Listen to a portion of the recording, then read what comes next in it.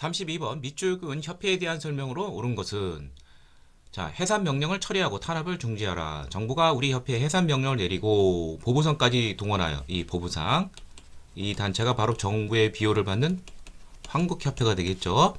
만민공동회를 탄압하고 이렇게 되어 있습니다. 그렇다면 이 단체는 바로 독립협회가 되겠습니다. 갑신정변 주역 중에 한 사람 서적필이 귀국하여서 1896년 7월에 결성을 해서 1898년 12월까지 존속했던 단체인데요. 자, 이 독립협회는 이제 주로 하던 활동이 어떤 것이 있느냐? 이권 수호 운동, 자주 국권을 위해서 이권 수호 운동을 이제 펼치게 되었죠. 특히 이제 러시아를 이제 중점적으로 이제 저지하려고 노력했는데 뭐 저령도 조차라든지 뭐 한너은행 그 다음에 재정 군사 고문 이런 것 등을 이제 러시아가 이제 보내려고 이제 시도하고 차지하려고 했는데 자 독립협회는 이를 이제 저지해냈습니다. 자 이런 건 이제 자주국권 운동이라고 하고 그 다음에 이제 자유민권이 있습니다. 민의 힘을 크게 민권을 신장하게 되는데 그 중에 대표적인 것이 바로 관민공동회에서 이 중추원 간제를 개편하게 되는데 바로 의회식으로 개편하게 하고자 하는 헌의 6조를 관민공동회에서 이제 제출을 해서 고종이 이를 이제 승낙하는 것처럼 보였는데 돌연 이제 너무 이제 민의 힘이 커지니까 보수 세력들의 그러한 위기 상황 뭐 이런 거 고종에도 또 위기감이 있고 해서 이들을 강제 해산시키게 된 것이죠. 예.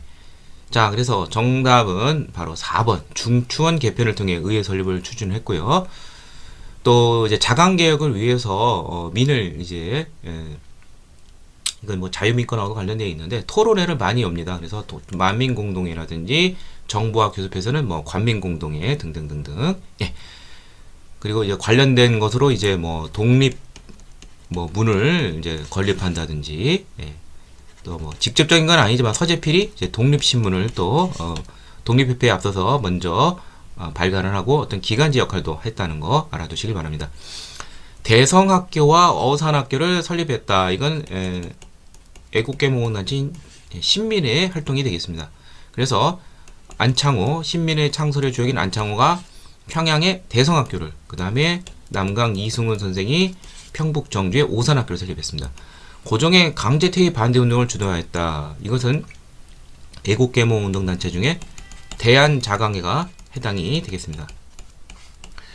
일본의 황부지 개간권 요구를 저지하였다. 이건 최초의 애국계몽운동단체인 보안에 대한 설명이고요. 일본의 빚을 갚자는 국채보상운동을 1907년에 전개한 단체는 처음 시작은 대구의 광문사라는 이제 회사 김광재 수산운동 등이 이제 중심에 서 시작을 했고 곧 이제 국채보상기성회라는 조직을 통해서 이 운동이 추진이 되었습니다. 정답은 4번이 되겠습니다. 33번 가단체에 대한 설명으로 옳은 것은 서울에서 러시아 교관들과 재정고문의 체류를 반대하는 움직임 방금 얘기했었죠. 바로 독립협회죠. 예. 독립협회 뭐 나올 게 뻔해요. 맨날 중추원 개편 의회 설립 추진. 예, 정답은 3번이 되겠습니다. 자, 그 다음에 그리고 이제 뭐 토론회 이런 걸 많이 연다는 거 만민공동이라든지 등등등등 민의 힘이 최고로 보여준 시대였습니다. 자, 만세보를 발행하여 민중계몽이 있었다. 이건 바로 이제 천도교와 관련된 것이죠. 천도교에서 발간한 신문 만세보. 일본의 황무지 개간권 요구를 저지했다. 이거는 최초의 애국계몽단체인 보안회죠. 1904년에 했었고요. 독립운동 자금 마련을 위해 독립공채를 발행하고 또는 애국의원금을 거둔 단체 대한민국 임시정부죠. 대성학교, 오산학교, 안창호, 이승훈, 평양, 정주. 예. 이거 이제 신민회죠. 애국계몽단체. 예. 정답은 3번이 되겠습니다.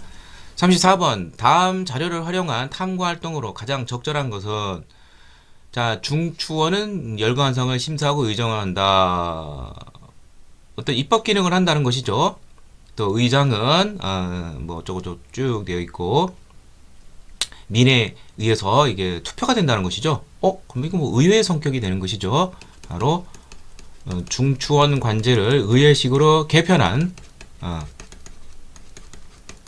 바로 독립협회의 그런 허니 6조와 관련된 그런 사항을 받아들인 것이죠. 자, 그래서 정답은 바로 5번이 되겠고요.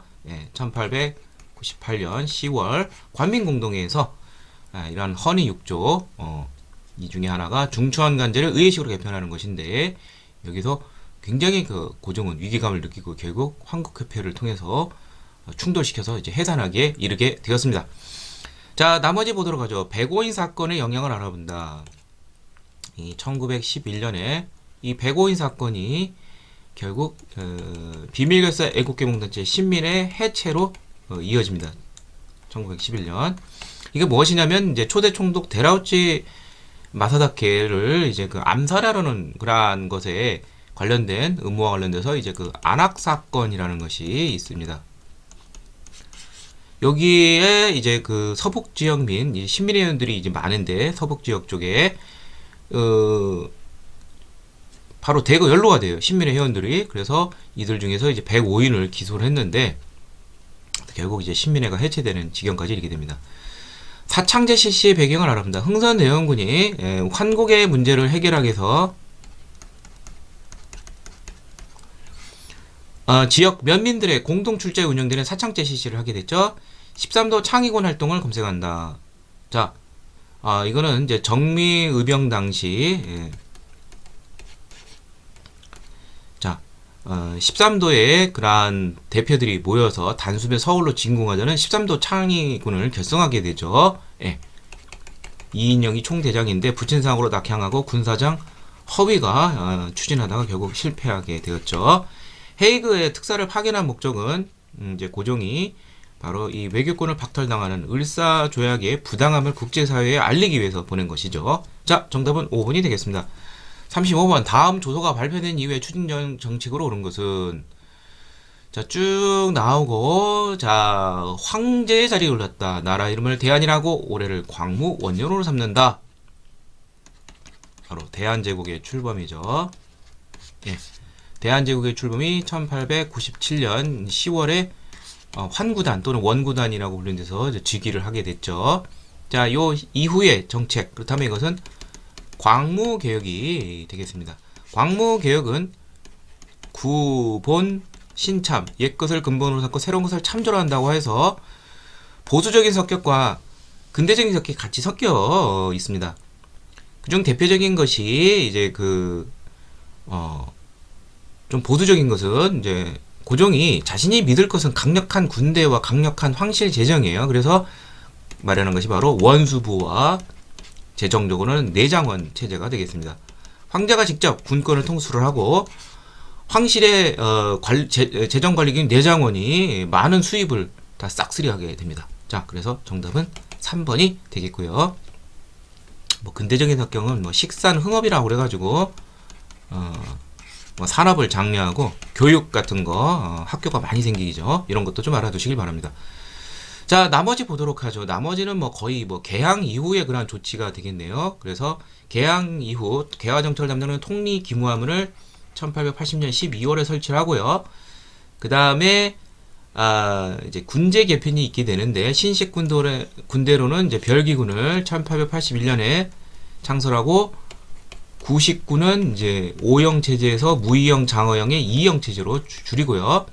그 다음에 외국의 견습 시찰단 이런 걸 보내죠. 청해는 영선사, 일본에는 조사 시찰단을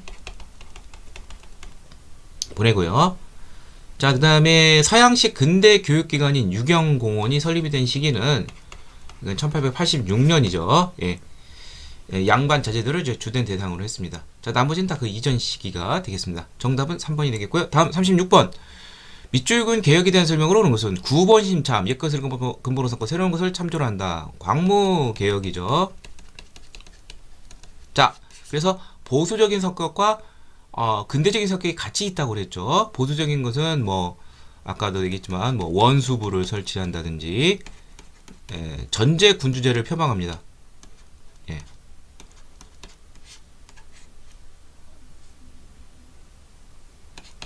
그리고 내장원 이게 이제 뭐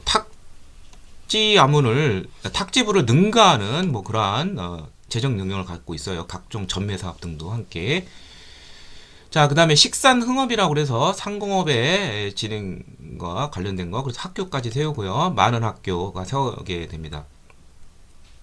그 다음에 이제 광무계획에서 자주 나오는 것이 바로 요 사항이죠.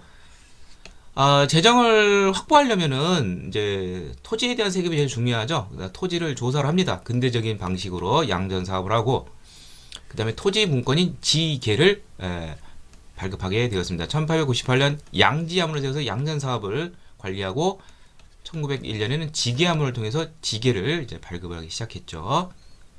자, 그래서 정답은 바로 황제직속의 원수부 설치 5번이 되겠습니다. 자, 과거제 뭐를 폐지했다. 공사노비법을 혁파하였다. 요 1번과 4번은 1차 가보개혁의 내용이고요. 핵심적인 홍범 14조, 헌법적 문제 홍범 14조 전국 8도를 23부로 개편했다. 요거는 2차 가보개혁의 내용이 되겠습니다. 정답은 5번이 되겠습니다. 37번. 가에서 달을 발표된 순서대로 옳게 나열하는 것은 가보 을미 이러한 개혁과 관련된 그런 내용이 되는데요. 자, 하나씩 보도록 하죠. 지금부터 국내외 공사 문서에 개국 기년을 쓴다. 그렇다면 이건 1차 가보 개혁이 되겠죠. 1894년 양력으로 7월에서 12월까지 있었고요. 또 공사노비법 혁파, 그 다음에 과부가 지원하는 거 이런 거 금지를 철폐하게 되죠. 이런 봉건적 학습, 좋은 연자제 등등등등. 그 다음에 여기 단발이 나왔어요. 단발령. 을미 개혁이 되죠. 이거는. 예. 을미 개혁의 핵심이 되는 것은 우리의 정서를 많이 건드린 거, 음력을 폐지하고 양력을 사용한다, 단발령 등등이죠. 예. 1895년 10월에서 1896년 아간 파천 때까지 요때 있었는데 대략 1896년 전후라고 보면 돼요. 예. 그 다음에 원수부 설치 이렇게 돼 있죠. 예. 이게 바로 원수부 설치, 바로 광무개혁과 관련된 것이죠. 1899년에 원수부를 설치하게 된 황제의 직속에. 따라서 순서는 가, 나, 다 요 순서가 되겠네요. 1번이 되겠습니다. 38번 밑줄근 관계가 발급되던 시기.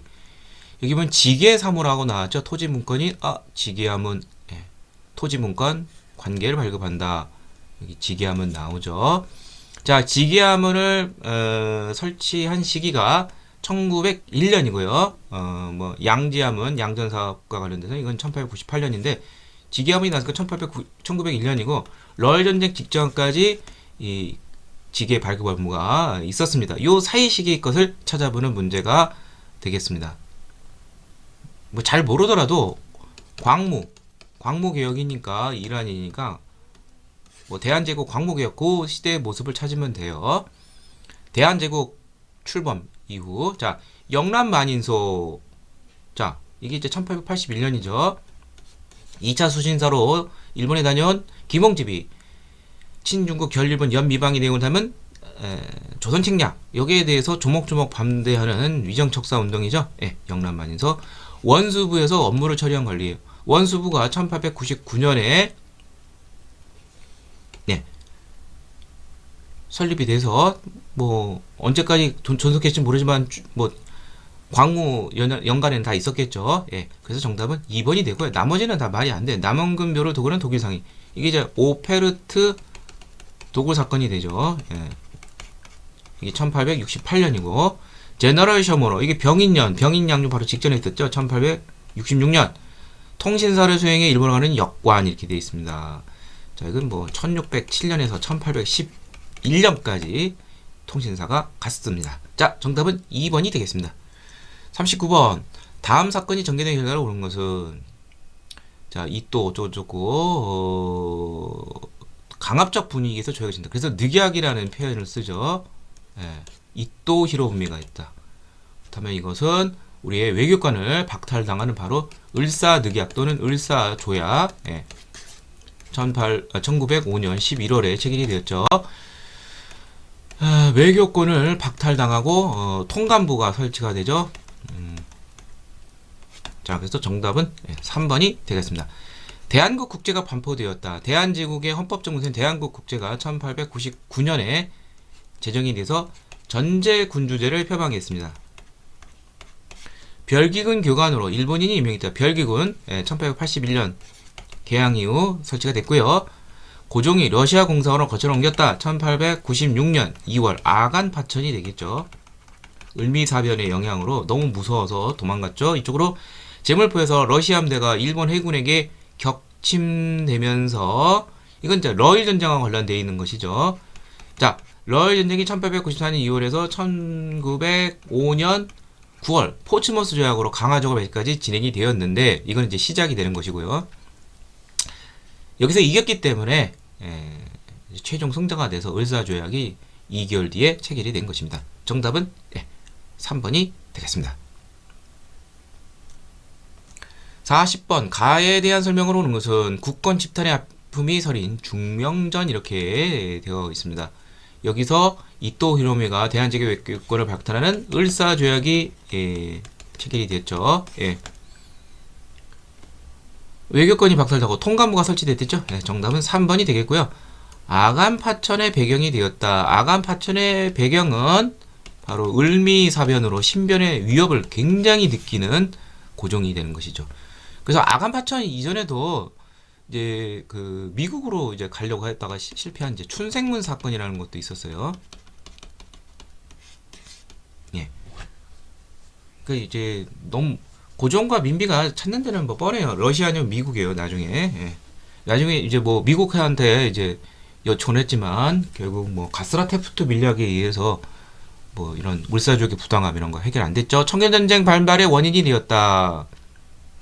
청일전쟁 반발의 원인은 결국 한반도를 보호국하려는 일본의 야욕이 결국 동학농민운동과 관련돼서 청해 파병 여기에 텐진 조약으로 응수를 해서 파병을 한 끝에 이제 개입을 하게 되는 것이죠.